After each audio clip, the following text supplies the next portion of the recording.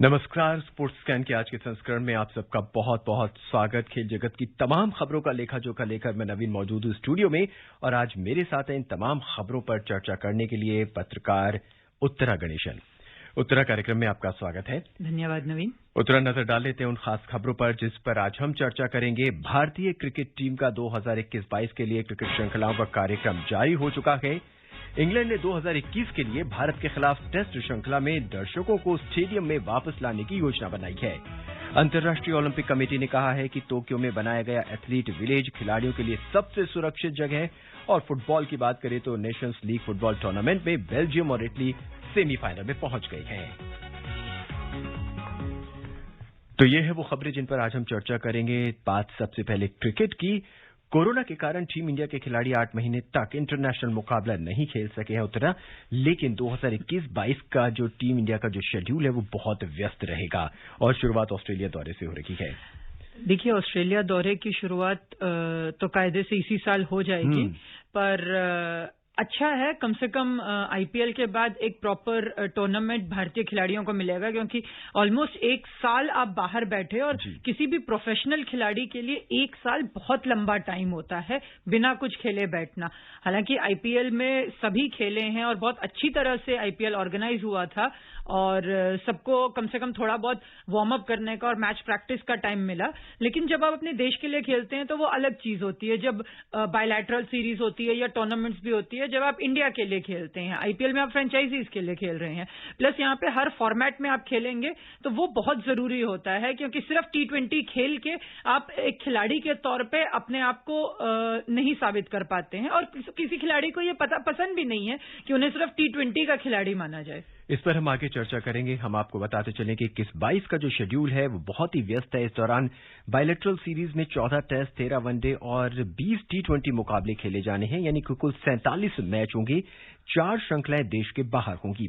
इसके अलावा T20 world cup, T20 Asia cup और आईपीएल में भी खिलाड़ी खेलेंगे। एशिया कप मुकाबले जो होंगे वो श्रीलंका में हो रहे हैं।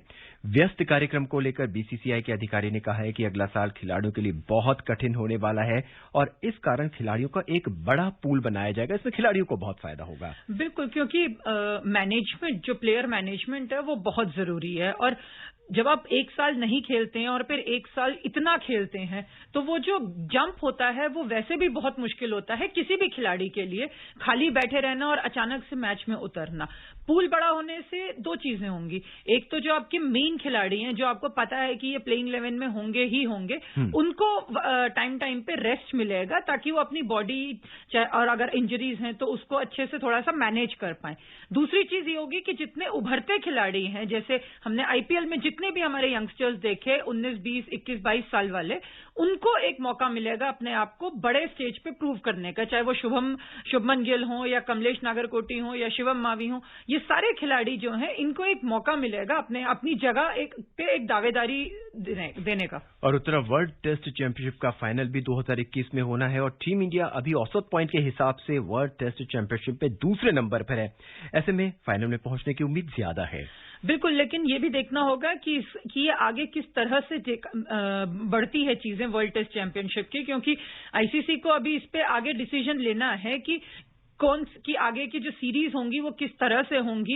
हालांकि इस वक्त इंडिया टॉप पे चल रही है, लेकिन आगे की सीरीज किस तरह से होंगी, क्योंकि हर टीम को टेस्ट मैचेस देना बहुत जरूरी है। ये नहीं हो सकता कि एक टीम 15 टेस्ट खेले और एक टीम सिर्फ 6 खेले, तो उसमें फिर मुकाबला नहीं बनता है। तो अभी आईसीसी की जो मीटिंग होगी उसमें इस पे चर्चा होनी है कि किस तरह से सीरीज प्लान किए जाएंगे, क्योंकि इस साल ने सारा प्रोग्राम एक तरह से बिगाड़ दिया है, खराब कर दिया है।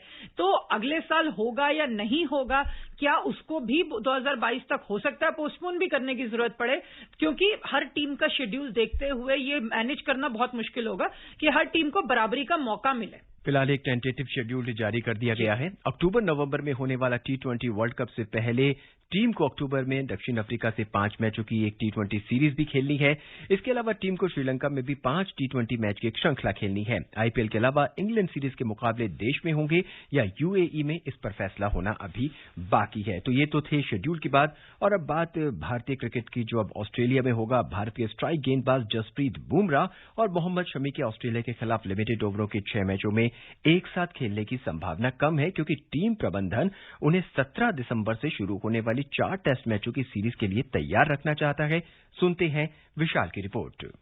भारतीय क्रिकेट टीम के 2 महीने की दौरे की शुरुआत 27 नवंबर से 3 मैचों की एक दिवसीय श्रृंखला से होगी। इसके बाद टीम को इतनी ही मैचों की 2020 सीरीज खेलनी है। लिमिटेड ओवरों की इन सीरीज के मैच सिडनी और कैनबरा में खेले जाएंगे। टेस्ट मैचों के लिए भारतीय टीम का पहला अभ्यास मैच 6 से 8 दिसंबर के बीच खेला जाएगा। इस दौरान भारतीय टीम को आखिरी के 2 2020 इंटरनेशनल मैच 6 और 8 दिसंबर को खेलने हैं। ईशांत शर्मा की चोट की स्थिति अभी साफ नहीं है, जिससे बुमराह और शमी दोनों भारतीय टेस्ट अभियान के लिए काफी अहम होंगे। ऐसे में टीम मैनेजमेंट 12 दिनों के अंदर सीमित ओवरों के 6 मैचों में इन दोनों को एक साथ मैदान में उतारकर कोई जोखिम नहीं लेना चाहेगा। बोर्ड ने कहा है कि यदि बुमराह और शमी 2020 इंटरनेशनल श्रृंखला में खेलते हैं तो उन्हें टेस्ट अभ्यास के लिए एक ही मैच मिलेगा। इस बात की संभावना अधिक है कि लिमिटेड ओवरों की सीरीज के दौरान शमी और बुमराह को एक साथ टीम में शामिल नहीं किया जाए। वनडे के बाद वे टेस्ट मैचों में खेलें।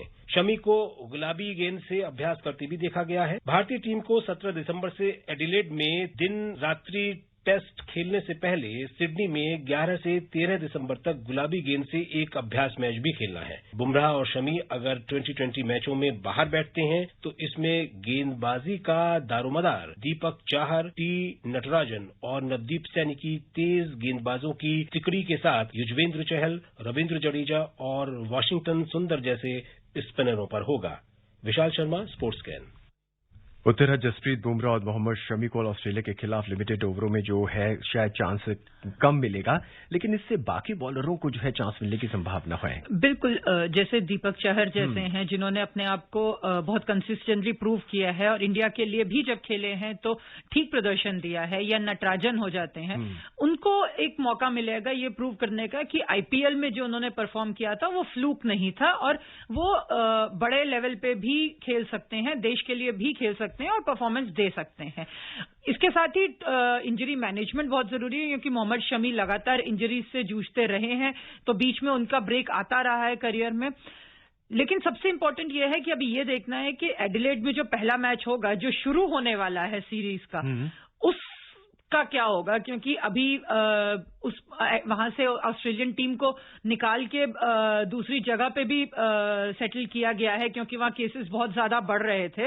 तो अभी उस पे भी एक प्रश्न चिन्ह लगा हुआ है और हमने देखा है लगातार इस साल की इस बीमारी में आप कुछ भी प्रेडिक्ट नहीं कर सकते हैं। तो अगले कुछ दिनों में वहां पे एडिलेड में किस तरह से नंबर्स बढ़ते हैं या घटते हैं, या वहां का जो पूरा एडमिनिस्ट्रेशन है वो कैसे मैनेज कर पाता है, उस पर बहुत कुछ डिपेंड करेगा कि ये मैच होता भी है या नहीं होता है। हम सब ये चाहेंगे कि ये मैच हो और बिल्कुल सही तरीके से हो, पूरी तरीके से हो, उसमें किसी भी तरह का कॉम्प्रोमाइज ना हो, लेकिन जिस तरह से पूरी ऑस्ट्रेलियन टीम को प्रिकॉशनरी मेजर के तहत दूसरी जगह शिफ्ट कर दिया गया है, उससे थोड़ा बहुत डाउट जरूर दिमाग में आता है कि ये मैच होगा कि नहीं होगा, और अगर वो मैच होता है या नहीं होता है, उसी के हिसाब से ये डिसाइड होगा कि आगे की ये पूरी सीरीज किस तरफ जाती है। उम्मीद हम यही करेंगे कि खेल प्रेमी और खासकर क्रिकेट प्रेमी निराश ना हो और सारे मैच देखने को मिले। इंग्लैंड और वेल्स क्रिकेट बोर्ड यानी ईसीबी ने 2021 के लिए घरेलू सत्र का कार्यक्रम जारी कर दिया है, जिसमें भारत के खिलाफ 5 टेस्ट मैचों की श्रृंखला के साथ दर्शकों को स्टेडियम में वापस लाने की योजना है। भारत के खिलाफ ये मैच अगस्त और सितंबर में होंगी। बोर्ड के मुख्य कार्यकारी अधिकारी टॉम हैरिसन ने बताया कि अगले साल भारत के खिलाफ 5 टेस्ट मैचों की श्रृंखला का रोमांच देखने को मिलेगा। पहला टेस्ट 4 से 8 अगस्त तक ट्रेंट ब्रिज में, दूसरा 12 से 16 अगस्त तक लॉर्ड्स में, तीसरा 25 से 29 अगस्त तक हेडिंग्ले में और चौथा 2 से 6 सितंबर तक ओवल में, और पांचवा और अंतिम टेस्ट मैच जो होगा 10 से 14 सितंबर तक ओल्ड ट्रैफर्ड में खेला जाएगा। अगला साल क्रिकेट से भरपूर होगा। सिर्फ उम्मीद हमें यही करनी है कि ये जो कोरोना है थोड़ा सा खत्म हो जाए। मुझे लगता है कि जब तक इंग्लैंड सीरीज आएगी तब तक तो चीजें काफी कंट्रोल में आ जाएंगी, क्योंकि अभी से वैक्सीन की बात चल रही है और साल के एंड तक जो इमरजेंसी मेजर्स हैं या जो फ्रंटलाइन वर्कर्स हैं, हेल्थ केयर वर्कर्स हैं, जो प्रायोरिटी पे हैं, उनको दिसंबर एंड तक या फर्स्ट वीक ऑफ जनवरी तक वैक्सीन पहुंचने की उम्मीद है। तो अगस्त तक तो मुझे लगता है कि चीजें काफी हद तक कंट्रोल में आ चुकी होंगी। और जिस तरह इस साल ये समर गया है पूरा इंग्लैंड क्रिकेट का, जो बिना दर्शकों के गया है, वो कम से कम नहीं मिलेगा। और अगले साल जब भी भारत वहां पे दौरा करेगा तो उसी तरह से पूरा भरा हुआ होगा स्टेडियम, और खास करके भारतीय दर्शकों से भरा हुआ होगा स्टेडियम, जैसा कि हमें देखने की आदत है और जैसा कि हम लोग देखना पसंद करते हैं।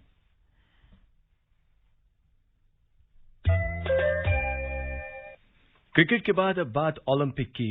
इंटरनेशनल ओलंपिक कमेटी आईओसी ने कहा है कि टोक्यो में बनाया गया एथलीट विलेज ओलंपिक गेम्स के लिए सबसे सुरक्षित जगह है। टोक्यो ओलंपिक्स गेम को इस साल 24 जुलाई से 9 अगस्त तक होना था, लेकिन कोरोना की वजह से अगले साल के लिए इसे टाल दिया गया है। यह अगले साल 23 जुलाई से 7 अगस्त तक होगा। सुनते हैं दीपिका की रिपोर्ट। आईओसी कोऑर्डिनेशन कमेटी ने कहा है कि हमें ये सुनिश्चित करना होगा कि टोक्यो ओलंपिक विलेज सबसे सुरक्षित विलेज है, ताकि खिलाड़ियों को इस पर भरोसा हो सके। गेम्स खत्म होने के बाद खिलाड़ी को तुरंत विलेज को छोड़ना होगा। लंबे समय तक खिलाड़ियों के रहने से समस्या उत्पन्न हो सकती है। टोक्यो ओलंपिक कमेटी ने ये भी निर्णय लिया है कि उद्घाटन समारोह में केवल 6 ऑफिशियल ही भाग ले सकते हैं। हालांकि परेड में सभी एथलीट भाग ले सकते हैं। वहीं गेम्स के दौरान प्रत्येक दिन 40 से 50 हजार कोरोना टेस्ट किए जाएंगे। हालांकि अभी ये फैसला नहीं हो पाया है कि दर्शकों की एंट्री होगी या नहीं। वहीं खिलाड़ियों के लिए कोरोना को लेकर क्या प्रोटोकॉल होंगे, इस पर भी अभी निर्णय होना बाकी है। टोक्यो के सीईओ तोशिरो मूतो ने कहा है कि अभी पॉलिसी नहीं बनी है। अगले महीने बजट और पॉलिसी को फाइनल किया जाएगा। टोक्यो ओलंपिक गेम्स में 11,000 एथलीट भाग ले सकते हैं। वहीं दर्शकों के भी भाग लेने की उम्मीद है। टोक्यो ओलंपिक एक साल टलने से जापान को पहले ही 56,000 करोड़ रुपए का नुकसान हो चुका है। साथ ही उस पर 20 करोड़ रुपए का एक्स्ट्रा खर्च भी बढ़ गया है। Deepika Sharma, sports scan. वहीं अंतर्राष्ट्रीय ओलंपिक कमेटी के अध्यक्ष थॉमस बॉक ने अगले साल होने वाली ओलंपिक्स गेम से पहले टोक्यो का दौरा कर ओलंपिक की तैयारियों का जायजा लिया। उन्होंने पत्रकारों के सवालों का जवाब देते हुए कहा कि ओलंपिक से पहले अगर वैक्सीन आती है तो वैक्सीन लगाने के लिए खिलाड़ियों को प्रोत्साहित किया जाएगा, लेकिन आईओसी इसे अनिवार्य नहीं करेगा। तैयारियों का जायजा लेने के बाद उन्होंने क्या क्या सुझाव दिए, आइए उन पर भी एक नजर डालते हैं अतहर के साथ। ओलंपिक गांव का दौरा करने के बाद अंतर्राष्ट्रीय ओलंपिक कमेटी के अध्यक्ष थॉमस बॉक ने कहा कि ओलंपिक विलेज में वैक्सीन की जरूरत नहीं पड़ेगी, लेकिन अगर वैक्सीन उपलब्ध है तो ज्यादा से ज्यादा एथलीट को लगाया जाना चाहिए। लेकिन ये पूरी तरह से एथलीट पर निर्भर करेगा कि वो लगाए या नहीं। उन्होंने सुझाव दिया कि एथलीटों को ओलंपिक विलेज में सफेद मास्क पहनना चाहिए, जिसके दाहिने साइड पर ओलंपिक रिंग हो, लेकिन ये खिलाड़ियों की मर्जी पर है कि वो इसे पहने या नहीं। ओलंपिक को कोरोना की वजह से 1 साल के लिए टाल दिया गया था। ओलंपिक इस साल 24 जुलाई से 9 अगस्त तक होना था, लेकिन कोरोना की वजह से इसे 1 साल के लिए टाल दिया गया है। अब अगले साल 23 जुलाई से 8 अगस्त तक होगा। ओलंपिक में भाग लेने के लिए करीब 11,000 एथलीट जापान का दौरा करेंगे। इसके अलावा करीब 10,000 ऑफिशियल जज, वीआईपी, मीडिया और ब्रॉडकास्टिंग से संबंधित कर्मचारी जापान का दौरा करेंगे। ओलंपिक के 1 साल टलने से जापान को 56,000 करोड़ रुपए का नुकसान हो चुका है। साथ ही उस पर 20 करोड़ रुपए का एक्स्ट्रा खर्च भी बढ़ गया है। इंटरनेशनल ओलंपिक कमेटी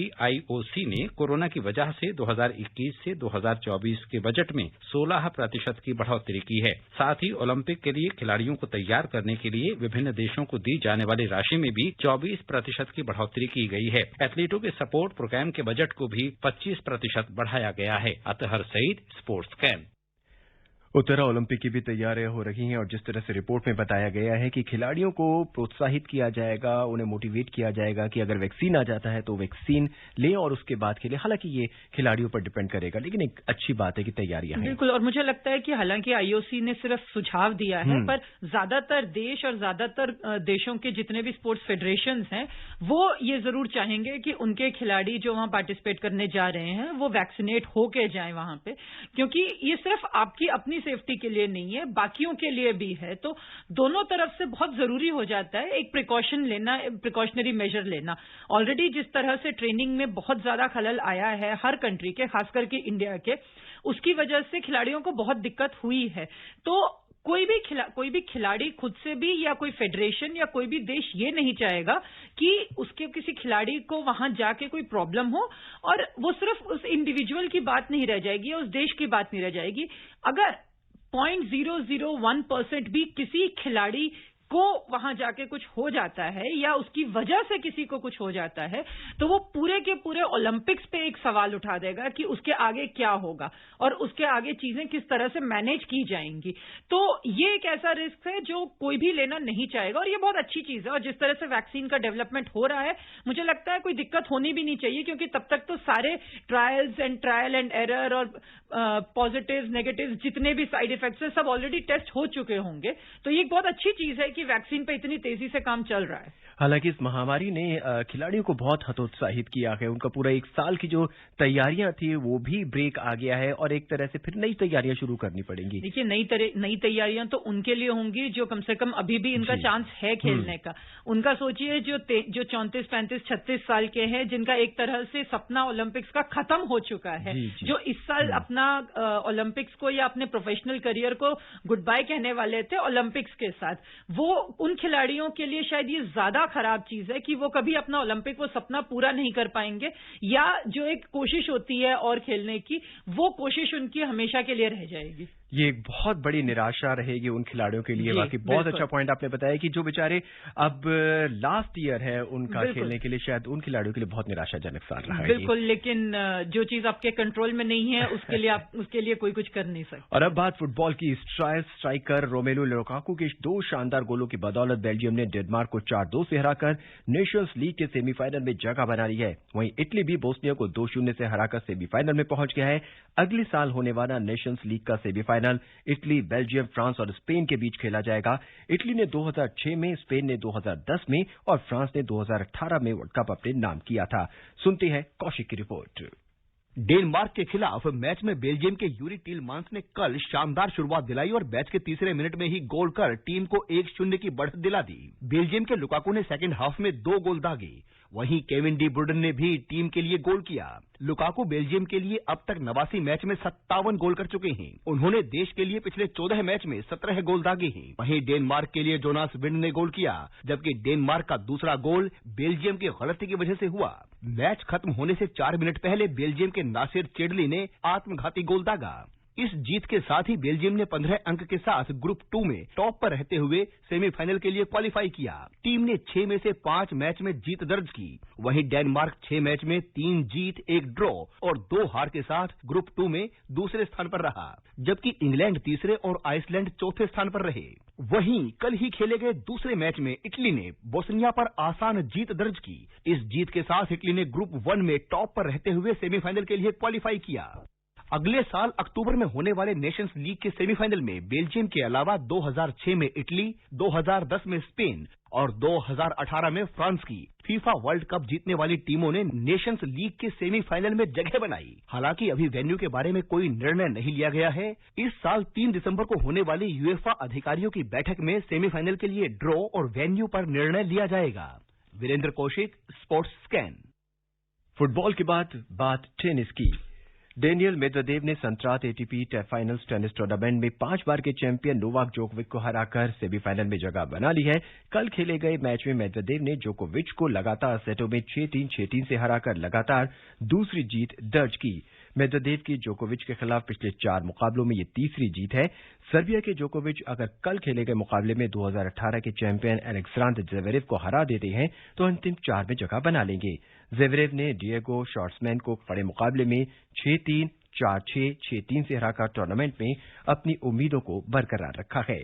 और अब बात दिल्ली मैराथन की। पूर्व चैंपियन शीनू बोगाथा 29 नवंबर को दिल्ली में होने वाले एयरटेल दिल्ली हाफ मैराथन में भारतीय चुनौती की अगुवाई करेंगे।